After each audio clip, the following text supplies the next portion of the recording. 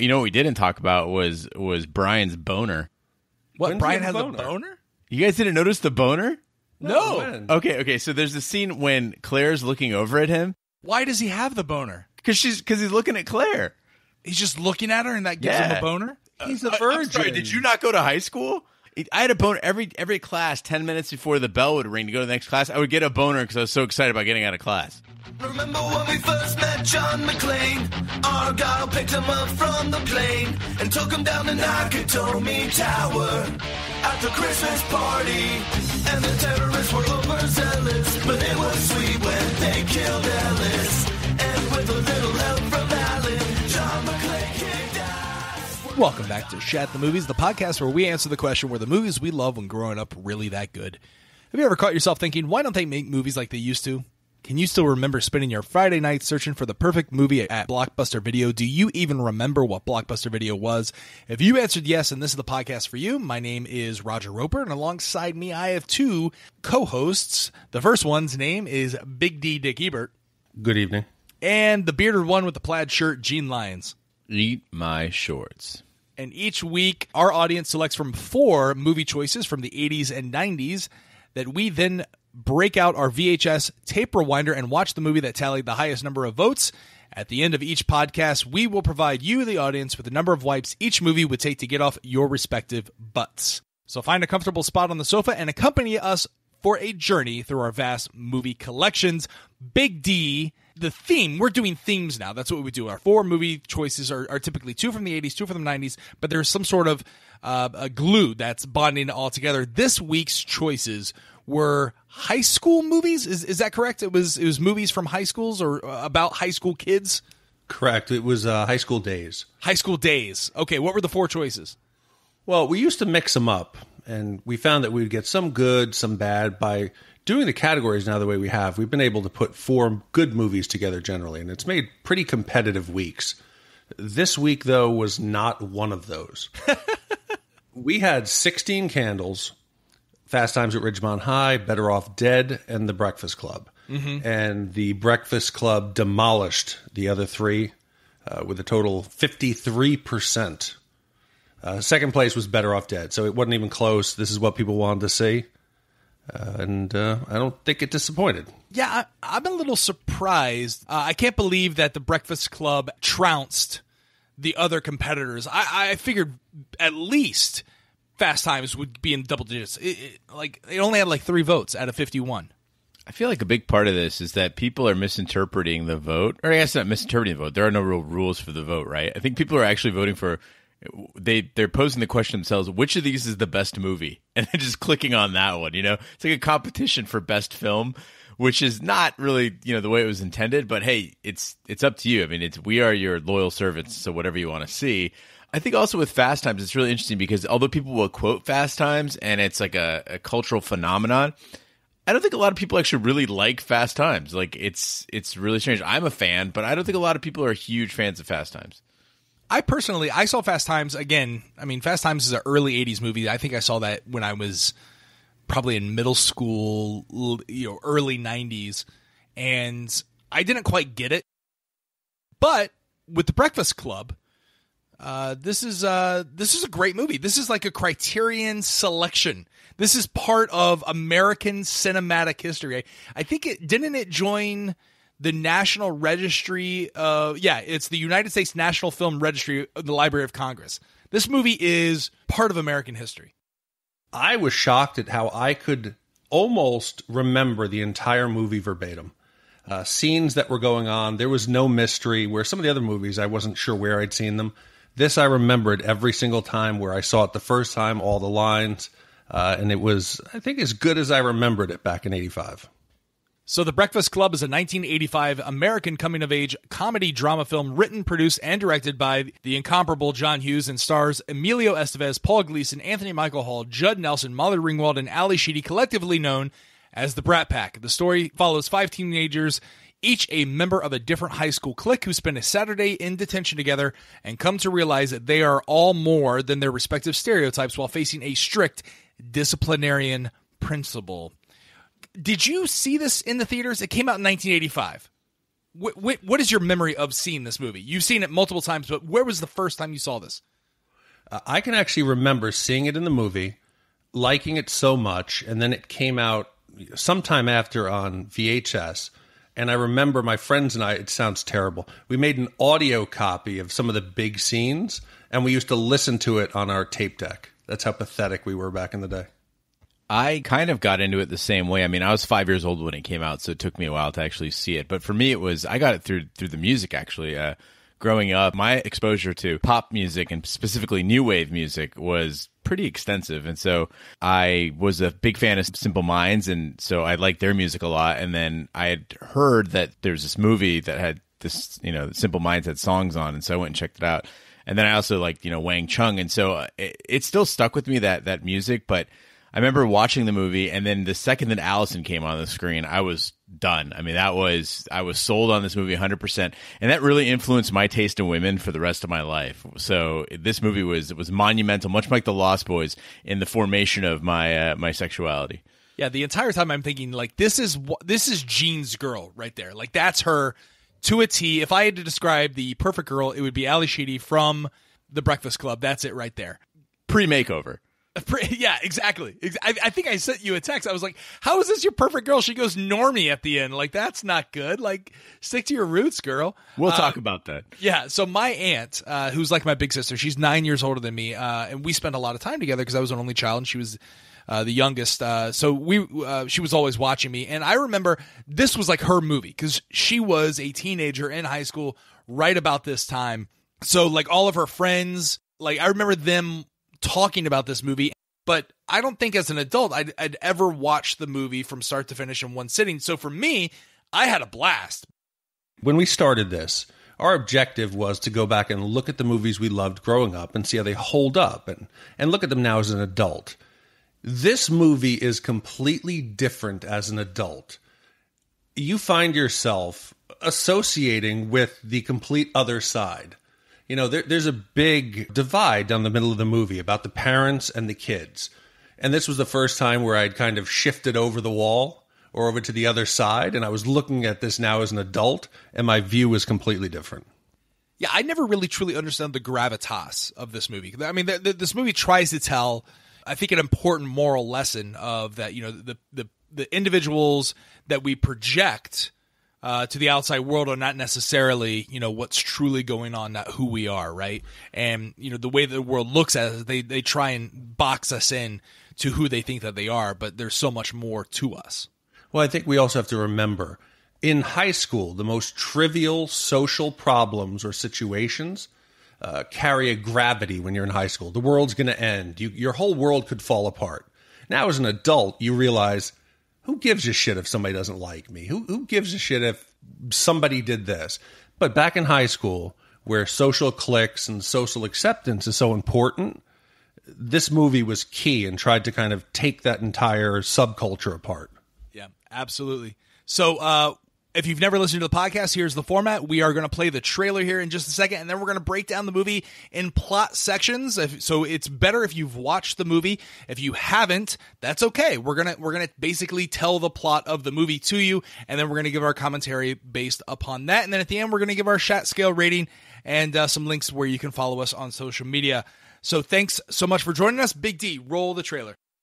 It is now 7:06. You have exactly 8 hours and 54 minutes to ponder the error of your ways. Any questions? Yeah. Does Barry Manilow know that you raid his wardrobe?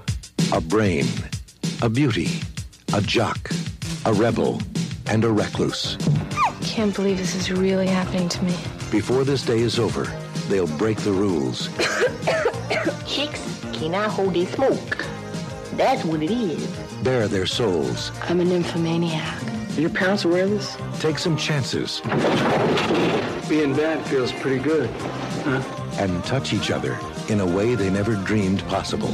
Why'd you do that? Because I knew you wouldn't. The Breakfast Club.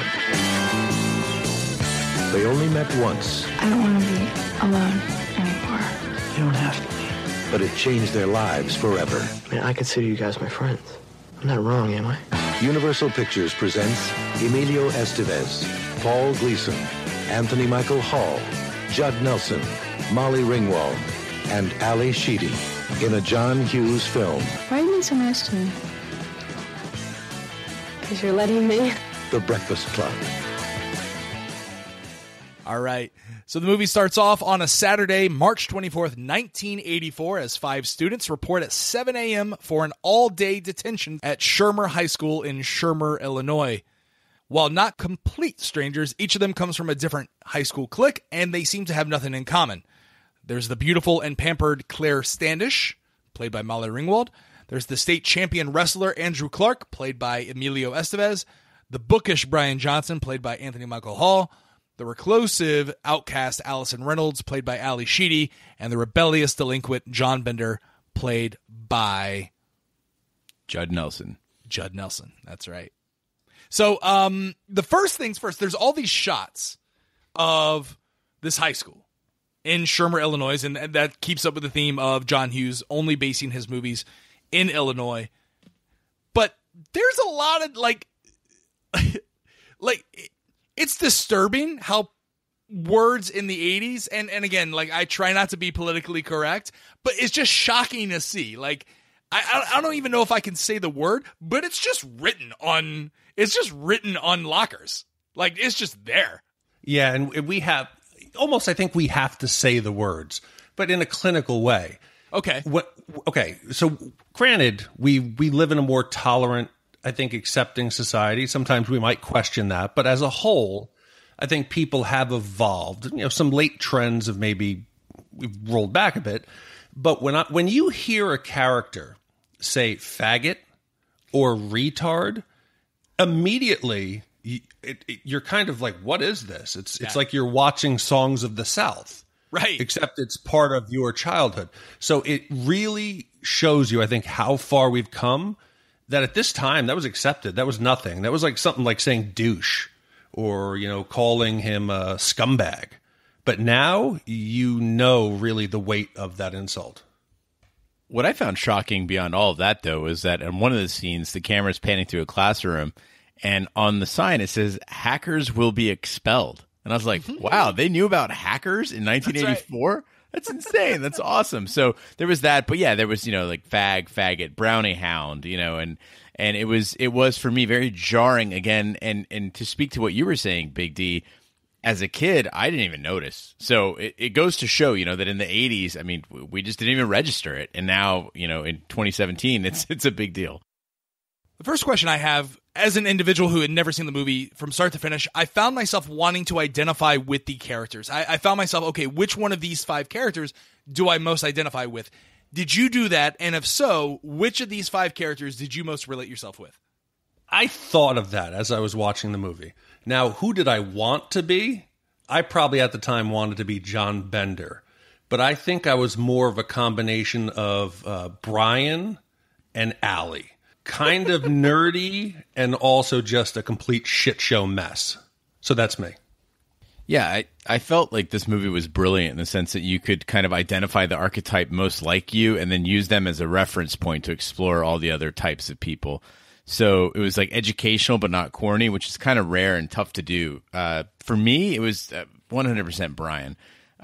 Just that, you know, that was the, you know, again, if you're looking at the pressures that you were facing at the time in school and how you felt about yourself, where you found your identity and where you found your worth, like for me, it was all about academics. And so absolutely Brian. And also I was a huge nerd, you know, like not invited to parties, you know, didn't kiss a girl like we discussed before until I was on Shot on TV, until I was 16. So yeah, Brian all the way.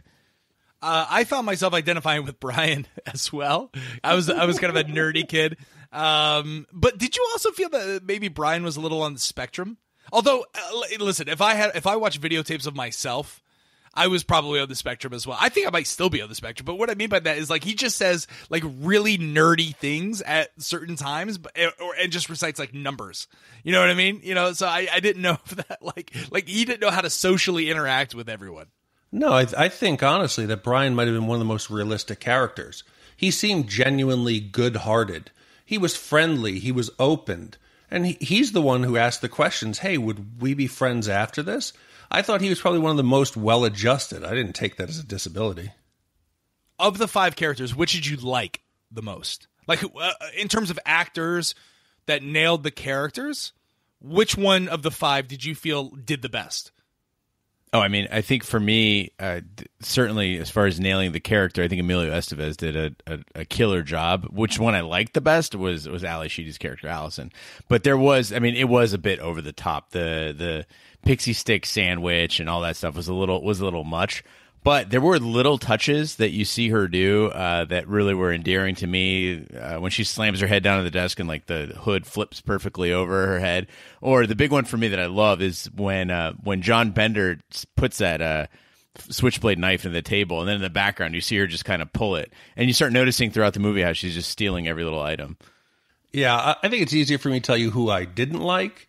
I think Judd Nelson has been a tool ever since this movie. His character was a complete douchebag. At the time in high school, I thought he was funny, but now he was repulsive. You couldn't pay me enough to lock me in a room with him. Yeah, and douchebag is really an understatement because he sexually harasses Claire and implies that they want to rape her. Well, And hold on. Do we want to get into this? I mean, it's why not? I mean, he let's basically get says, into it. lock the room so that we can all impregnate you. Right. And so to me, definitely the least likable, but also, like you said, Big D, he overacts this movie. He's not a believable, what I would have liked if he was a believable menace, and then we found that he had a vulnerability, rather than he just seems vulnerable from the get-go. And it was just a botched job as far as the acting goes. Yeah, I think they tried to portray him as this hard outer shell, and that we were only later on going to reveal that he was sensitive and he was really scared. I didn't buy it at all. His character was completely over the top. You could see that he was just craving attention. And even Vern calls it out to us as the audience. Hey, you're full of shit. But who the hell rips up books in a library or reshuffles the cards in the, what is it? The card catalog. Yeah, the card catalog. Who does that? Don't you know the Dewey Decimal System? No, nobody. Yeah. Hey, hold on. I'm old enough to have remembered searching for things on microfiche. Oh, yeah. But those words just slipped my mind. But yeah. Who the hell rips books, covers off, and for no point? Yeah, no, I agree. Listen, I will say, because there were times in my life that I had a period where I worked in the library, and part of our job was going through the card catalog and ensuring that it was in order. And kids would do that. Kids were constantly doing shit like that. They were assholes back then. Personally, I felt like you, Emilio Estevez nailed the part, but I enjoyed watching Anthony Michael Hall's portrayal of the best. I felt like you said, Big D, he was the most believable archetype of the 5. I felt like Judd Nelson, again, I don't want to say it, but he's over the top too much there. He and Emilio were the most believable that and enjoyable characters. Yeah, the scene where they're all talking, finally kind of being honest, and Claire has the nerve to say, oh, it's a burden. Your friends would want to be my friends. It's hard. And he says, you're so full of shit. You're so stuck up. That crying seemed genuine. It seemed like it hurt him as a person. Mm-hmm. So I bought him. Yeah. When we're introduced to the characters, we have the parents dropping them off, and we're supposed to infer from that what their home life is like, right? So Brian Johnson kind of has, kind of a nice family. You can tell that he doesn't get in trouble a lot. You can tell that Emilio Estevez's character is a jock. He's on the wrestling team. He's on varsity, and looks like Molly Ringwald's family comes from money, and who's Ali Sheedy's character's family just kind of drops her off, and then Judd Nelson just kind of walks in like a blind man. But did they tell why the kids were in trouble? Like why they were there at detention? Yeah, let's test my my memory here. Okay, so Brian brought in the flare gun. It went off in his locker. Andy, the wrestler. Yeah, Andy, the wrestler. He taped a guy's beat a guy up, and then taped his butt cheeks together. Well, that was Larry Lester. Yeah, Larry Lester. Yeah. That was the victim. Yeah. So and then John Bender was in there because he's always in there. He keeps getting repeat weekends in there. Allison was there because she had nothing better to do that day. She just showed up. She wasn't in trouble. Oh, she just said to her parents, hey, I want to go to school. Yeah, she just got dropped off. Like, she wasn't in detention at all. She just had nothing to do that day. And then finally, Claire, I don't remember. I know. I got the answer on that one. Go for it. Claire skipped school to go shopping. Oh, that's right. She did skip. Her father fucking says that. He says, listen, it's okay to skip school and whatever. And then, not Brian, the wrestler, Alex. Andy. Can we just call them Emilio Estevez? Like, I know we normally do character names, but because they're so iconic, I feel like I'm just going to call them Emilio Estevez and Ali Sheedy and whatever. Okay, so that's what we're going to do.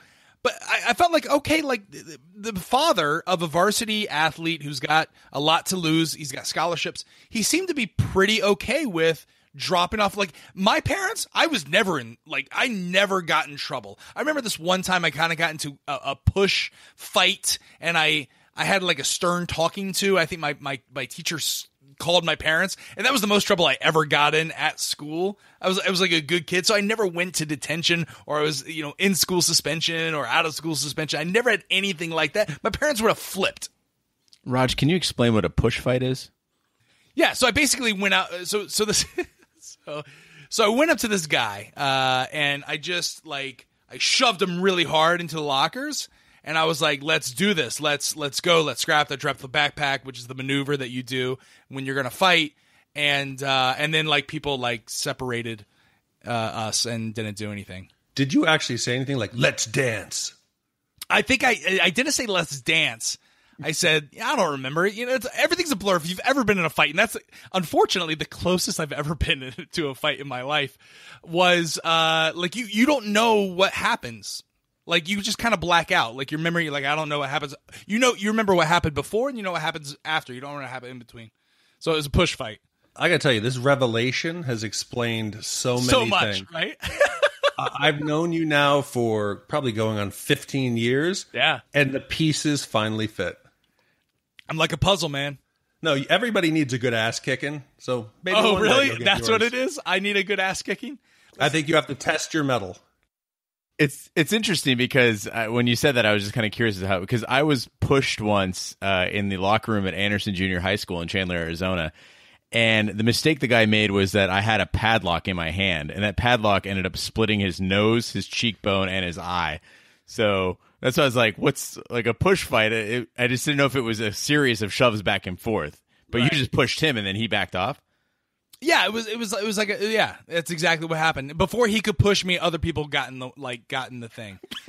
I think that just means you just pushed a guy. That's all it was. Exactly. It's not a push fight. I will not make any excuses for my inability to get into a fight in my entire life. I pride myself on having the ability to talk my way out and make people laugh. So I just don't get involved in situations like that. And I surround myself with people who don't go looking for fights. I think we just discovered our first app that we're going to release from Shat the Movies. It'll be called Push Fight. Raj's Push Fight. And the goal is just to go around pushing people and then getting away before they can get back to you. Or crowds of people separating you. That's right. So they the five gather in the high school library where assistant principal Richard Vernon instructs them not to speak, move from their seats, or sleep until they are released at 4 p.m. He assigns them a 1,000-word essay in which each must describe who you think you are. He then leaves, returning only occasionally to check on them. So this is the first... I thought he was the principal, but he's only the assistant principal. That's correct. And I'm going to take the view now as an adult. As a kid, you watch it, and the adults are the enemy, the teachers are the enemy, they're your adversary. But I'm going to now look and focus primarily on the adults. I think Vern, even though he's a bit of a douche at points, he starts off, I think, really trying to help these kids out. Giving 1,000-word... Okay, just hold on. I see your face, Gene. He starts out, right, by giving them 1,000-word essay. He could have given it to them on something that wasn't important. He's trying to make them realize something about themselves. Tell me who you are. You're going to be here. Don't just sit here and sleep. Maybe I'll have an impact. His conversation with Bender is about how he's not going to do anything with himself, how he doesn't care. Don't be like him. Now, granted, he also, locks some kids away and almost physically threatens them. But there are points where I can feel his intentions are to steer them down a better path. See, I didn't see it that way at all. This guy is doing this week after week, and he's in his office, doesn't give a shit about them sitting in the library. He says he's paying attention. He's not paying attention. The guy disappears for hours. He's drinking beers in the basement. Like, this guy is an absolute tool, and he's trying to intimidate them. He's doing exactly what Bender is doing, just from a position of authority. He is that same bully where, he's doing like I got you with the horns, and then he's doing the, like, you mess with the bull, young man, you get the horns. He is being a bully from the get-go. And I think the 1,000-word essay was just basically saying that you're not just going to sit here, you're actually going to have to work as opposed to just killing time. He could have used that same amount of time to do something productive with them, entertaining for them, make it a not so bad experience so that they might think, hey, school's not that bad. Do you feel that he's bullying all of them or just Bender? I think the entire tone changes once Bender starts to push back and challenge his authority. No, that's he's the trigger. He picks on, who he picks on? He picks on poor Brian, who's like, when Brian tries to interject or say anything, he shoots him down and insults him just in the same way that a popular kid would insult him. Yeah, but Big D, you do have a point there where you say, he does it, like, initially, again, I've only seen bits and pieces of this movie. So I agree with you. Like, he comes in, he's like, okay, I was expecting right off the bat, he's going to be a dick, but you're right. He's like, hey, listen, here's what you're going to do. You're going to sit here. You're going to, by the end of the day, I want an essay, who you are. And like, I was thinking to myself, that's actually kind of a nice topic. Instead of saying, hey, clean the fucking library for 8 hours, or we're going to have you scrub the bathrooms of the girls, or the boys' gymnasium down by the track. It's a situation where, hey, maybe you'll learn something at the end of it. My thinking, though, is, number one, this is before computers, so how are you going to judge it's 1,000 words? And then number two, like, what's the purpose of it? Like, what if I don't do it? Like, I mean, I'm still here for 8 hours. And is that normally what happened in detentions? Like, were you ever part of a detention or suspension where you did these things, or was it just like you go in there and you sit and you study? Yeah, I mean, I've never been in detention for 8 hours, first of all. 8 hours detention, they just suspend you. That's what they do, And so I've been suspended. I've been expelled. I've never been in 8 hours of detention. That seems really exhaustive. I mean, any detention that involves lunch in the middle, that is too long a detention. Have you guys ever been in a situation where you're actually expected to lead or to work in a class or to try to help in a situation where you don't have ideal either students or a group of people you're responsible for? So basically every college project that I had to do at University of Florida. Hold on. A college project is not, that's where you have a group of people who have necessarily a common goal to do it. Right. I'm saying leading people sometimes who don't want to be led, or a group of troubled individuals. So my dogs? Oh, jeez. I get what you're saying. You were in the military, and you had to lead people. We've had multiple stories, and they're hilarious, where you have certain individuals who won't respond no matter what you do to them. Yeah, and I give, I was an NCO. I went into the military after college, but instead of becoming an officer, I wanted to serve time enlisted so that I would understand both sides of it. When I tell people that the job of an NCO is you're an adult babysitter for much of your career, I would have soldiers who were adults for all intents and purposes, who would bounce 15 checks in a weekend, who were too lazy to take out their trash and they would hide it in the ceiling. People who would be arrested for domestic violence against their girlfriend and then 2 hours later be back together. And you can do everything you can to correct someone's actions. I mean, I would take this one guy out who would show up without his uniform pressed every morning, and then I'd get my ass chewed. I would take him out at 4 a.m. and smoke his ass for 3 hours. And he still, in the end, would not iron his clothes. Tried every type of remedial action you could to get him in line. But in the end, if people don't want to be led, unless you can physically harm them, they won't. There are some people who can't be, and Bender is that person. So I truly felt that Vern had intentions. He's been a teacher 22 years. He's making $31,000. And he's pissed at the way kids are today. So he wanted to make a difference. Sure, he wanted summers off. but you don't understand the pressure of being disrespected when your intentions are to help the majority and one or two people make it almost impossible. Just to clarify for our listeners, what exactly does smoke his ass mean? Oh, I'd smoke the living shit out of him. I would get in there at like 3 a.m, and I'd take him on probably a 6-mile run, physically smoke him. You could never harm anybody, and you wouldn't want to do that.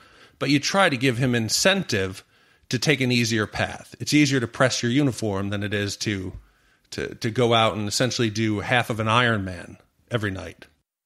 So did you ever try and say, listen, for the next 3 hours, you're going to iron the entire company's clothes? Like this, you have to learn how to iron. Listen, being a non-commissioned officer is part psychologist. You try everything, but every different personality type has different triggers, different way. It's a puzzle. Yes, you try every combination, and you can reach 99% of people, but there is that 1% that just does not want to be led and will make it so that the time you spend with them detracts from everyone else. Right. So we talked about the length of the hours, the detention, and we've talked about like the diversity. And I think this movie tries to be diverse in terms of its archetypes and try to present that, like different socioeconomic statuses, different high school cliques, and tries to be as diverse. But when it comes to actual diversity, racial diversity, there is zero. There is nothing but white people in this movie.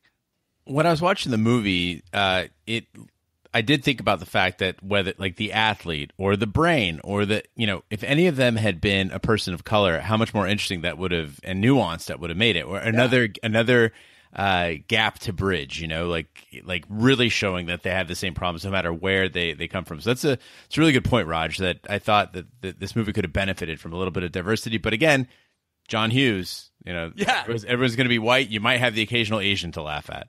Yeah, he's so white, he has sugar bean poured on top of white bread into a sandwich and has one of his characters eat it. That's how white bread John Hughes movies are. The other thing that I learned from this movie is eat my shorts is not a Bart Simpson's term. I had no idea that was in this movie.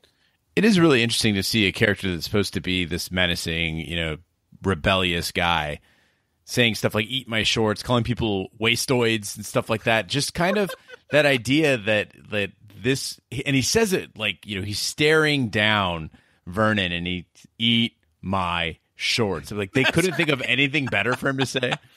Did he also say neo maxi zoom dweeby? Yeah, neo maxi zoom dweeby. Yeah. I think kids today that are troubled in movies in high school are slightly more menacing than this guy. Yeah, exactly. Yeah, I didn't find myself afraid of this character. He seemed more bumbling and like his bark was bigger than his bite kind of guy. So I thought that he was more menacing than what actually the movie portrays him as. He's kind of a joke now, and maybe it's because I'm older. I don't know. He clearly needed therapy. Yeah. If he wasn't bipolar, he's all over the place. He goes from manic moments to depressed moments to kind moments to immediately eviscerating people. He finds their weaknesses. He lets them open up their gates a little bit, and then he just tears them apart. When he goes through that entire, hey, let's do a day at Brian's house, and completely rips apart Brian's, from what all intents and purposes, looks like a normal family. It looks like the best family of the lot. Super nice family. And he rips his family apart. Yep. So the students pass the hours by talking, arguing, and at one point, smoking marijuana that Bender retrieves from his locker.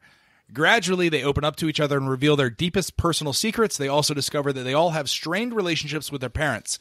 The students realize that even with their differences, they face similar pressures and complications in their lives. Yeah, the weed smoking that they get when they get the weed out of Bender's locker, that to me reminded me a lot of a great change of pace in Full Metal Jacket.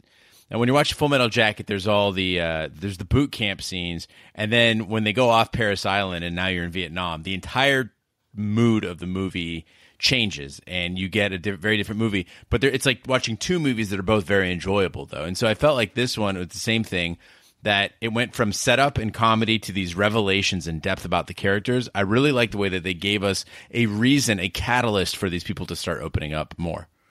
But I love also the fact I found myself asking, John has just been a stone in their shoe. Why would they go with him? And instead of lampshading it, they immediately talk to me as a viewer of the movie. And they actually verbalize it to each other. Why are we following John? I don't know why we're following John. This is stupid. We shouldn't do this. Instead of trying to hide it, they actually address it with me. And I've respected that because there was no logical reason for them to follow John and risk your scholarship or risk another day shopping in the mall or your grades. There was no reason to follow John other than to move the plot along.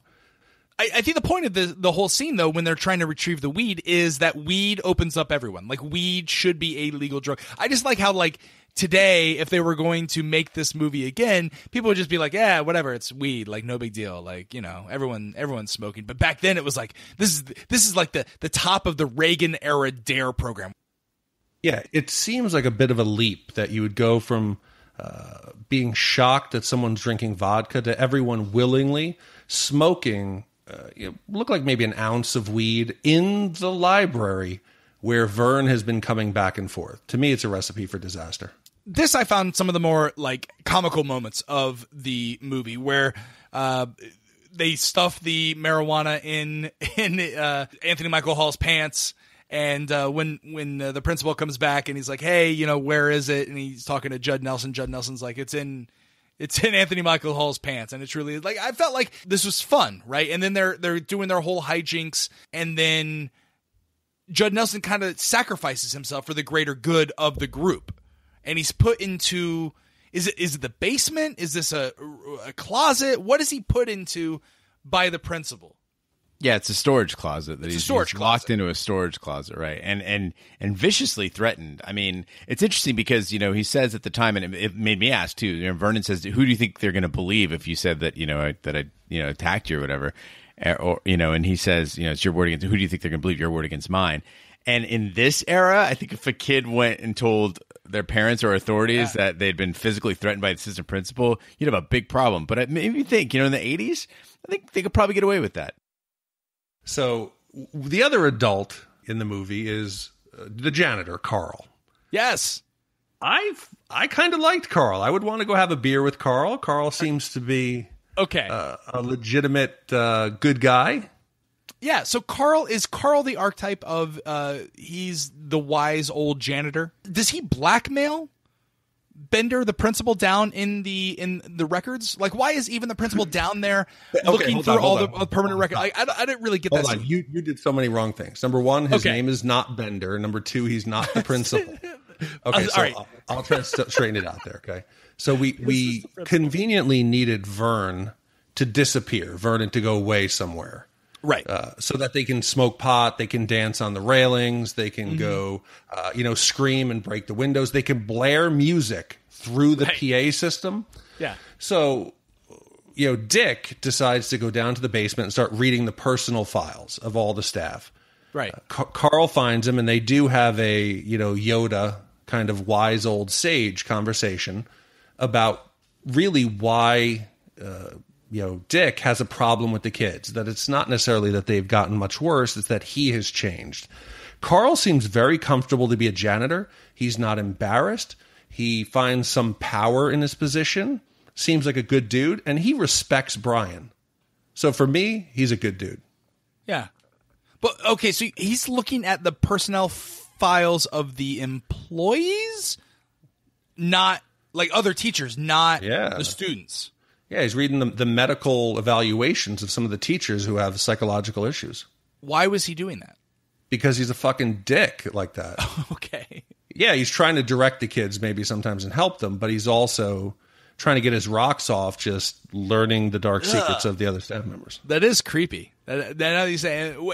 But listen, for as wise of a sage as Carl is, the janitor, he blackmails him with like $50. He's like, just give me $50.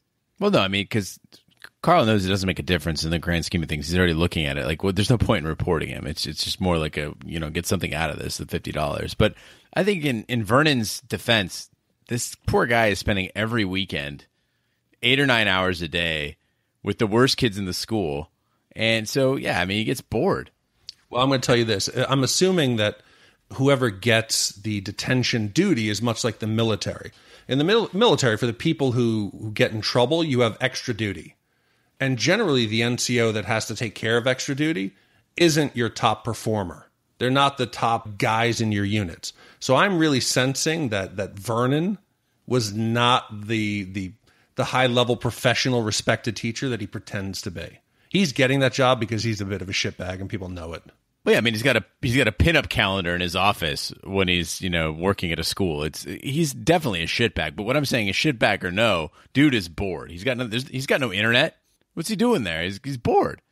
Yeah, but we didn't know any better. And back in his salary he said he made $31,000. Mm-hmm. The average salary in 1985 was $23,000. It was $300 a month for rent, and gas was $1.05. So at 31 grand, I want to see Dick's bachelor pad. Probably kicking. Oh, he spent all his money on those shirts, though. He had to have those nice big lapels. Those were bell-bottom pants he was wearing too, right? Like that was a conscious decision.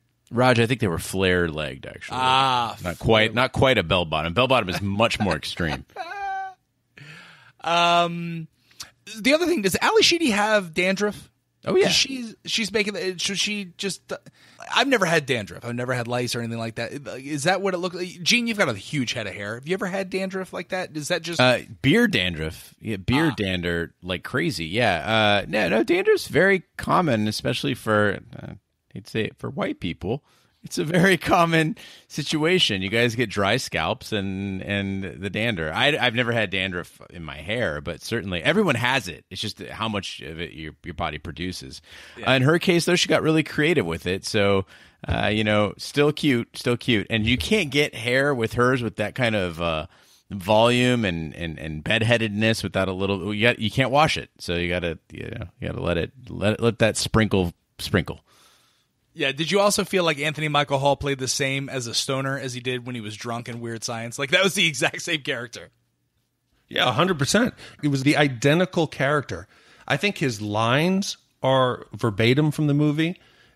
Even, I think, the smack to the face, kind of where he falls back, is almost identical. Yeah. He just ripped it right off of this movie. And whichever one was filmed first obviously led to the character being created for the second. Breakfast Club, without a doubt, was filmed first. Weird Science came second because, again, as we've talked about on our Weird Science review, they wrote the movie in 2 days on a napkin. That's a true story.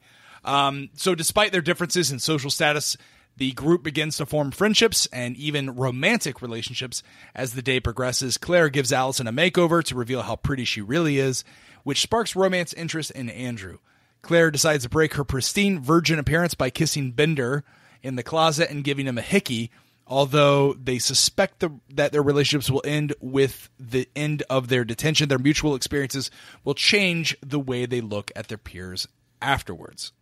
So when you mentioned the romantic interest, this is where I think a lot of people didn't get something from the movie that I did get. I think a lot of people saw Claire's connection with Bender as kind of a positive bond, like they were reaching across these striations, social striations, and as much in the same way that Andy and Allison did. But I see them as opposite situations. So Andy and Allison, there's two fairly good people finding each other across those social lines, in the sense that Allison is she's a bit of a misfit and she's a compulsive liar and she's a kleptomaniac, but she's not like ill-intentioned, right? She's kind of a pretty decent person. And Andy is trying to reach out and understand her and appreciate her. When you look at it, the other one though is you've got two pretty awful people in a very destructive dynamic, in the sense that Bender is sexually harassing Claire, and Claire sees him as a way to get back at her parents or to prove that she's not what people think she is. And in a sense, it's just the two things couldn't be more different, and one being great, one being awful.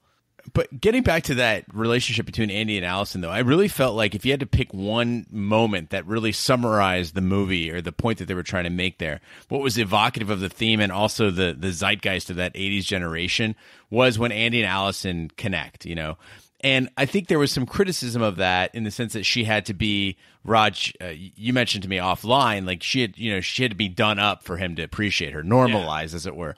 I didn't see it that way. I saw it as a way that he saw the beauty in her before she was even made up.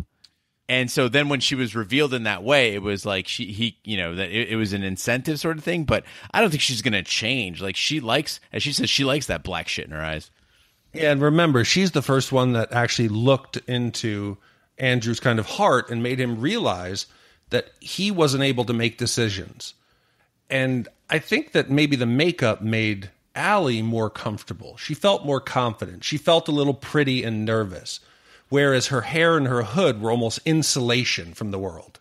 Right. It was a mask, right? It was a defense method. It was her armor, right? And then once it was put down, she was able. But I texted you, Gene, as I was watching this. I was like, oh, they have to make her a normie, so he'll. Because I felt like, again, from the characters that learned something, I felt like Andrew, the wrestler played by Emilio Estevez, I felt like he's the character that had the most depth. Does that make sense? The whole monologue that he delivers about why he beat up that kid is a situation where you felt like you had to be somebody else because that's what your parents demanded of you, right? So he's like, and again, it's a powerful speech where he's like, listen, all I could think of after that day was Larry, who's a weak guy, he's probably picked on a lot, didn't deserve it, didn't do anything wrong to me. I think of him going home and trying to explain what happened to his father. And like that to me, I was like, fuck, this movie, like I thought it was all about like Judd Nelson, with the fist. It's more about Emilio Estevez's character. And so for the fact that he finds someone who's as sensitive and as inward and introspective as Allie, I think was the most truthful moment of the entire movie. And really, I think for me, put it over the top. I think there's really some dark nuggets that are hidden in. I don't know if I believe all of Bender's stories completely because he's putting on a show. He's putting on a show. The cigar burn, though, and the story of how things go down in his house, and this is what happens if you spill paint in the garage, and getting a carton of cigarettes, that part did ring true to me. And it was a very dark, sad tale to think a lot of kids go through that. Oh yeah, Bender's is by far the worst. I mean, in the sense that he's actually, put down and physically abused and all that stuff. I buy all of that, I think that he plays it up quite a bit, but far more than any of the other ones. The other ones' issues seem paltry in comparison. And in fact, Allison, all she does is get ignored, which seems pretty cool. Although, with regards to the carton of cigarettes, I started smoking at 14. If my mom would have got me a carton of cigarettes, which actually she did, that sounds like a pretty great gift. I don't know. Smoke up. Of all the parents that are depicted in this movie, which ones were your parents the most like? None. My mom was wonderful. Is wonderful. She was Brian's mom, right? Essentially. But Brian's mom parts with him with some pressure though. So yeah, she's my mom never put pressure on me like that. Okay, so you never felt pressured to do or anything. So it was almost a combination between Brian and Ali Sheedy's parents, where it was kind of like you were able to do whatever you wanted. Oh, I was absolutely allowed to do whatever I wanted, but I was also the apple of her eye. I can't relate to any of these. I had a freaking wonderful childhood. What about you, Big D? Yeah, I think my mother reminded me a lot of Brian's mom, where it was, get your ass in gear. Without my mother, I'll be honest, I probably wouldn't have gone to college. I was lacking focus after high school. So she almost literally grabbed me by the ear and forced me to fill out the application and got me going, and I owe a lot to her for that. And I think Michael Hall, that Brian's mother was that strong rock. And most of the parents, with the exception of Allie's, they try to portray adults and, some of the lines that they say. I don't want to be like my parents. When you grow old, your heart will die. It's inevitable. They make adulthood look really dark and sad. I think adulthood's pretty awesome. I think you don't think so? No, adulthood is awful. It's the worst. No, you're high as a kite. Hold on. High school, you're insecure a lot of times. Yeah. You're going through sometimes changes physically. You're trying to feel out your sexuality. You're trying to feel out how to interact with the opposite sex or same sex. It's a really, sometimes you're thrown into a pressure cooker, and a lot of times it's isolating. It's very stressful. As an adult, once you've gotten through that and you realize, guess what? My life's not going to end if somebody won't go on a date with me. My life's not going to end because somebody trashed me online. I think, and plus you got spending cash. I can do pretty much whatever the hell I want. I don't give a shit what people think. That's awesome. You could go out, buy an Xbox One, play it for a day or two, and then that's the kind of money that Big D has. You could buy all the cable organization accessories you could ever want in your life and put your entire studio together in your own home. That's right. So as the detention nears its end, the group requests that Brian, the smart, intelligent little guy, complete the essay for everyone, and John returns to the storage closet to fool Vernon into thinking he has not left. Brian, played by Anthony Michael Hall, writes the entire essay and leaves it in the library for Vernon to read after they leave. Vernon reads the essay read in Brian voiceover, in which Brian states that Vernon has already judged who they are using simple definitions and stereotypes. One by one, the 5 students' voices add, "But what we found out is that each one of us is a brain. And an athlete. And a basket case. A princess. And a criminal." Brian signs the letter as The Breakfast Club. Bender raises his fist in triumph as he walks across the school football field towards home and accuse Simple Mind. Now, again, I thought that this movie had more of a conclusion.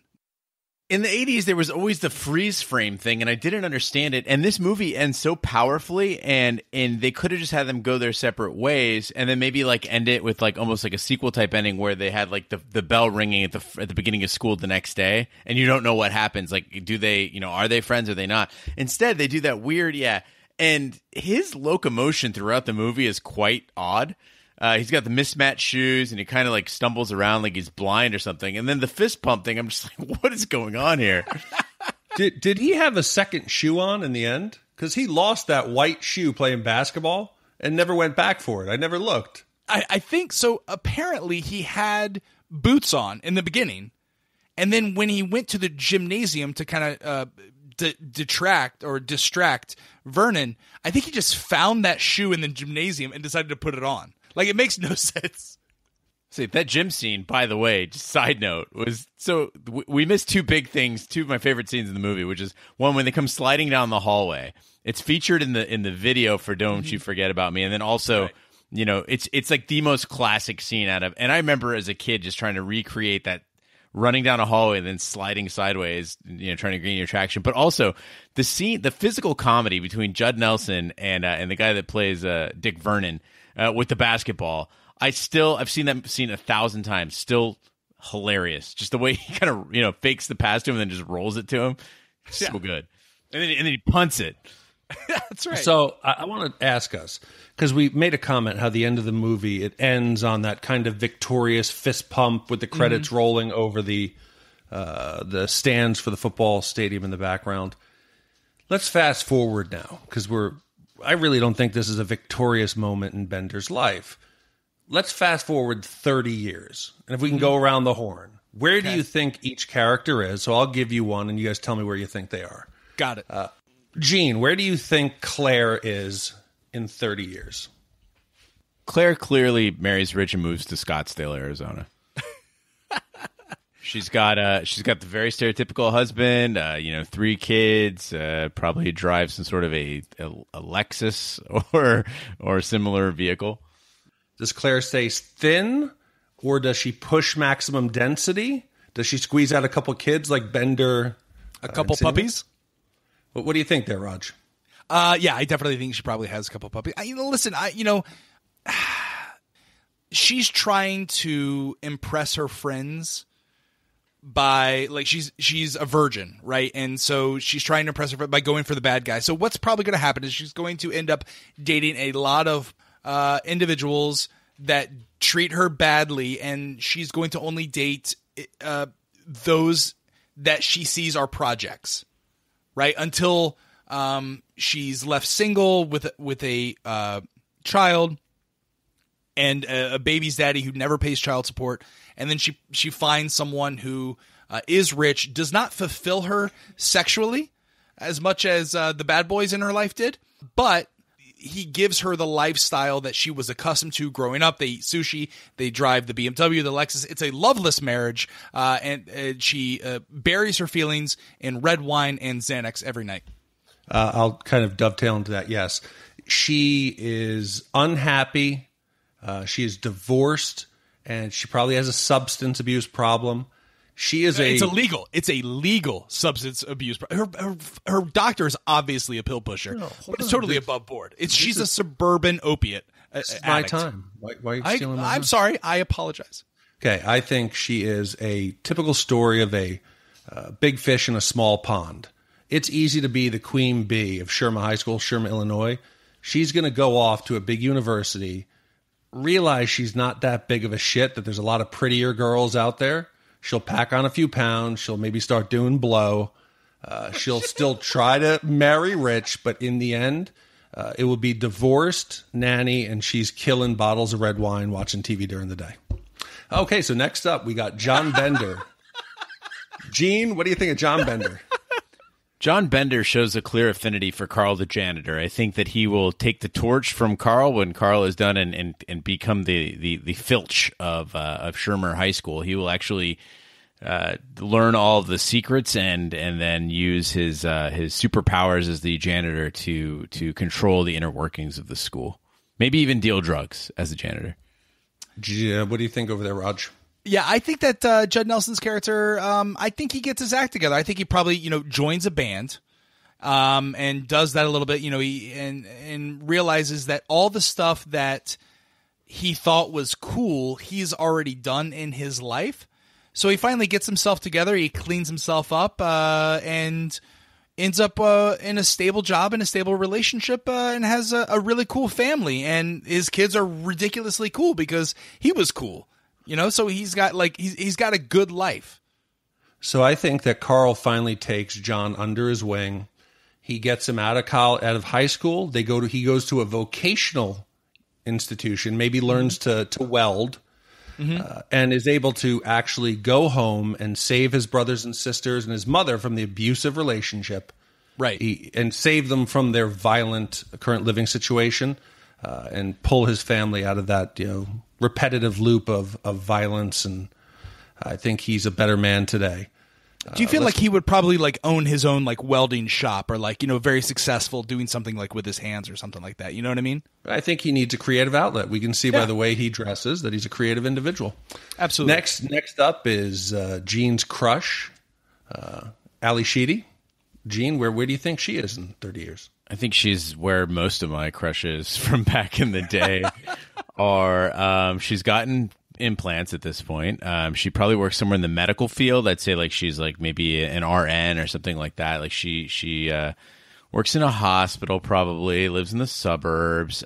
Still bought really into Game of Thrones and buys lots of dragon shit.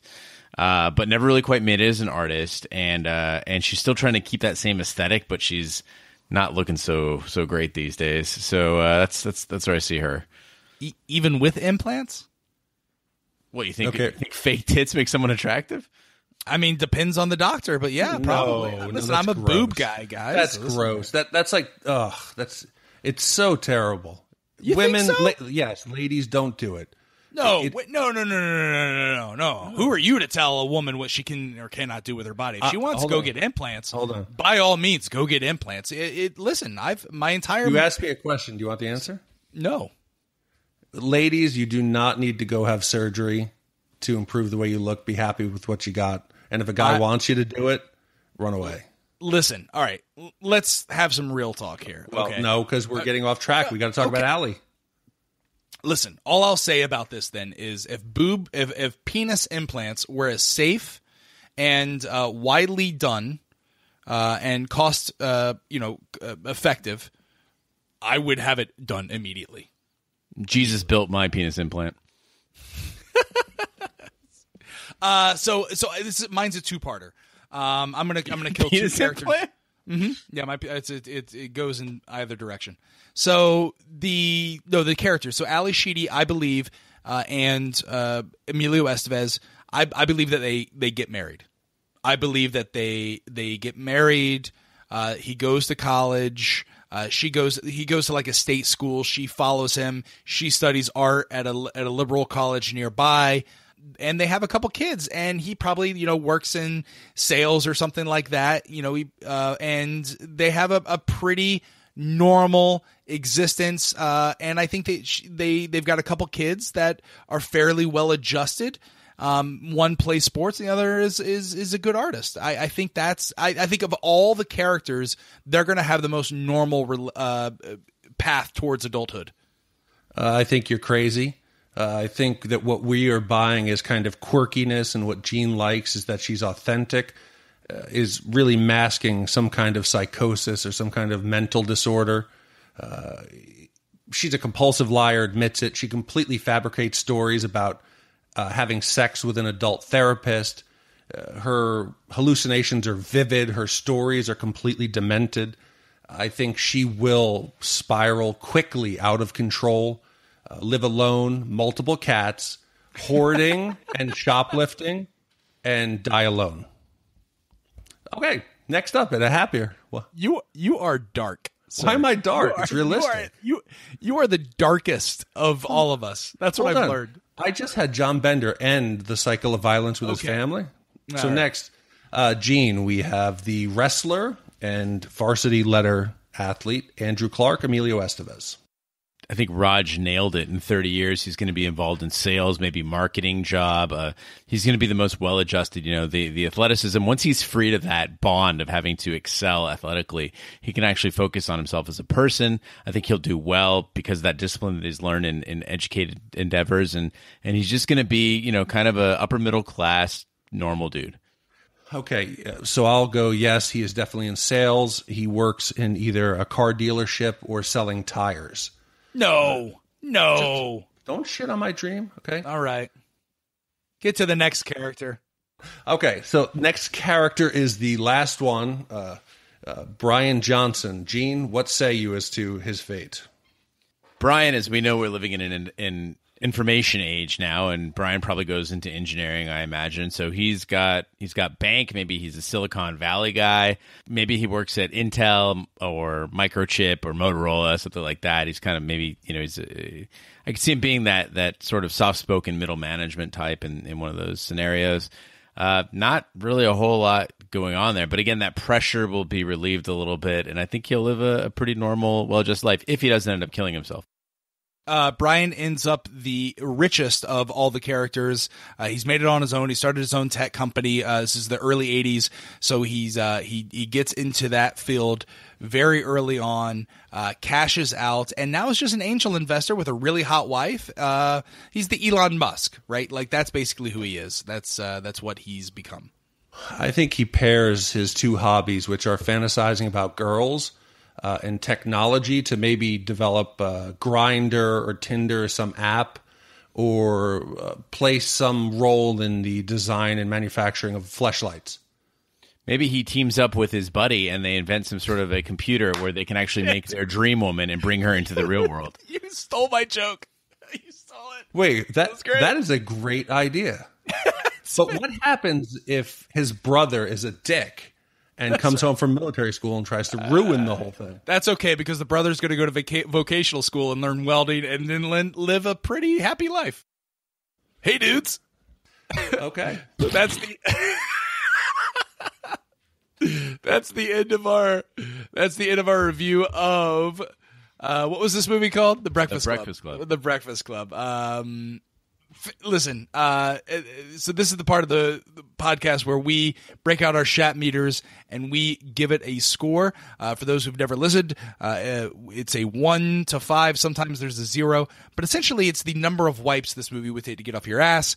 1 being nearly flawless, like if you've ever pooped before, and we know everyone poops because we've read the book. The 1 wipe, like, it just feels so good, like it's so efficient.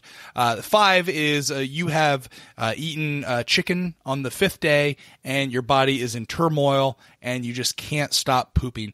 Which, by the way, that's a PSA.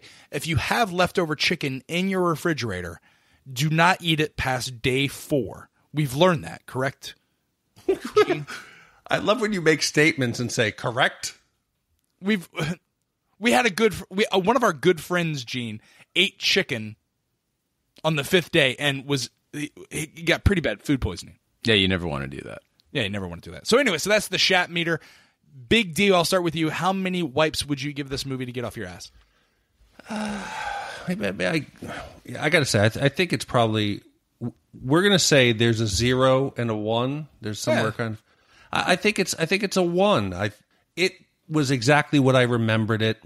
I think it's a quality film. I enjoyed it. I think it really made, it started an entire genre, essentially. It started a career, and it started, a lot of white kids in Chicago movies about, teen turmoil.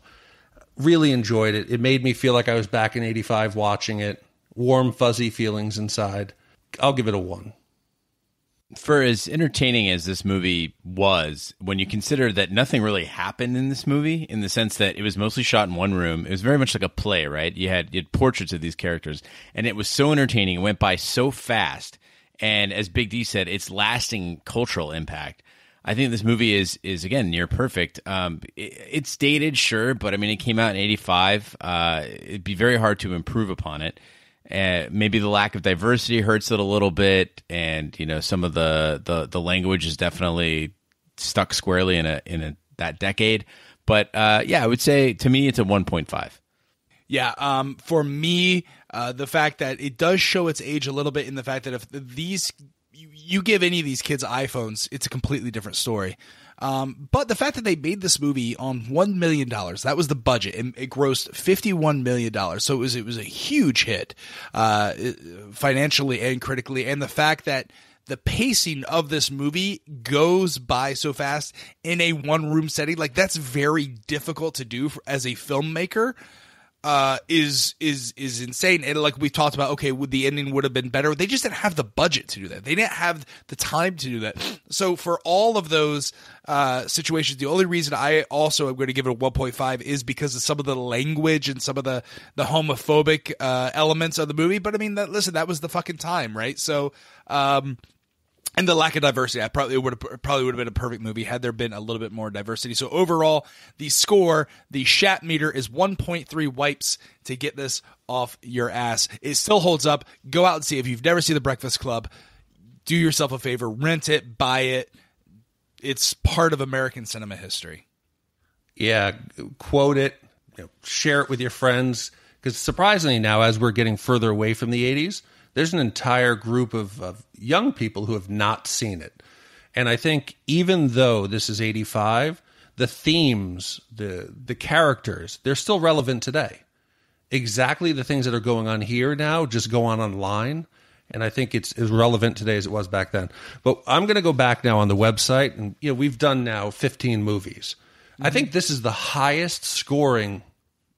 You don't think so? No, I think Die Hard's our highest. You think it was a 1? It might have been like a 0.75. I don't think we had zeros when we did Die Hard. I think we made it up. We created a category. But I do think that Die Hard is our best scoring. Yeah. Well, I'm going to go back and I'm going to actually take all the movies we've done and throw them onto a list. So as we go forward, we'll be able to see the movies in ranked order from best to worst, throw in some best quotes, and make it kind of fun. Because as we're going further into this, I'm starting to forget what we had ranked things. Yeah, I am as well. So yeah, we definitely need to add the Shat scores to the descriptions on shatthemovies.com. Gene, we do a little thing called Shat Outs where we give Shat Outs to individuals who go to our website and sign up on our Shat Out form. Are there any that came in this week? We have 4 Shat Outs from our website visitors. Rex, Rob, Tev, and Ryan. Thanks, all 4 of you, for visiting shatthemovies.com and signing up as Shat Out subscribers. So again, if you'd like to get your name on the podcast to show your support for Shat the Movies, just go right ahead and visit shatthemovies.com. And as you scroll down any page, you'll see a little slide out that says get a Shat Out. And so we will go ahead and you just give us your name and we will read it on the air. Yeah, also, if you want to go the extra mile and send us an email recommending a movie for us to do, you can do that by emailing us hosts@shatthemovies.com. Yeah, and to that, if you want to, because we've realized that a lot of people are watching the movies as we do them. So we've decided to actually plan farther than 4 weeks ahead. So if you go to shatthemovies.com/vote or use the navigation to vote, you can see the movie polls all the way into the end of February. So coming up, we have we did the high school days. Next one is going to be Blockbuster. It's law enforcement. So you have Speed, Lethal Weapon, Beverly Hills Cop, and RoboCop. Followed the following week by time travel movies, Bill and Ted's Excellent Adventure, Back to the Future, Terminator 2, Time Cop. Then College Days, PCU, Real Genius, Revenge of the Nerds, Back to School. Fantasy, which one of our listeners requested, which is Willow, Highlander, Conan, and Legend. And then finally, February 28th will be crime films, Scarface, Untouchables, Goodfellas, and Pulp Fiction. A lot of good movies. Yeah, so be sure to visit shatthemovies.com. Click on your vote there. Right now, leading law enforcement is RoboCop, which I'm totally stoked about. Drop It, Creep. No, wait, what does he say? Is it Drop It, Creep? That's the one, right? Yeah, the original RoboCop. That movie is badass. Can't wait to do it. It's so good. Why are you saying do it? It hasn't won yet. There's still time. Listen, RoboCop's crushing it right now. It has 40% of the vote. 40% of the vote. I'm a little disappointed that Speed isn't in the lead because you've got many stories to tell about your time and with that movie. So anyway, RoboCop is most likely the one that we're going to do. Be sure to follow us on social media. We're everywhere on Twitter, Instagram, Snapchat. We're at Shat the Movies. Actually, on Snapchat, it's Shat on TV. Correct. That's where you can see Gene do all of his stuff. Our website is shatthemovies.com. Our email address is host@shatthemovies.com. Be sure to download and subscribe everywhere fine podcasts are found, including iTunes, Stitcher, Google Play, Pod Swaps. I don't know, whatever. There's a lot of podcast apps out there, whatever you use. Be sure to leave us a 5-star review and share that with friends. That helps the podcast grow.